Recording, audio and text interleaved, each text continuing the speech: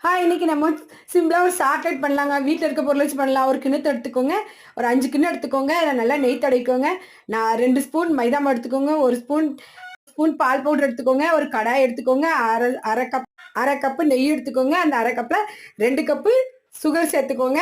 அந்த நெய்யும் சீனியும் நல்லா மெல்ட் ஆயிரும். அதுக்கப்புறம் அந்த தட்டுல நம்ம நெய் தடவி வச்சிருக்கோம்ல 5 தட்டுல, அதில வந்து நம்மட்ட எந்த நட்ஸ் இருக்கோ அத போட்டுக்கோங்க.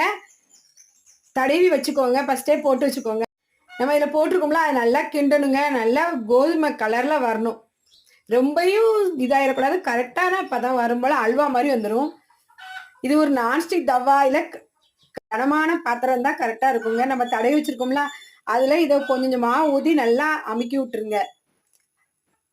இத நல்லா ஆற விட்டுருங்கங்க. ஒரு 1/4 மணி நேரம், 1/2 மணி நேரம் ஆனதுக்கு அப்புறம் தான் நம்ம எடுக்கணும்.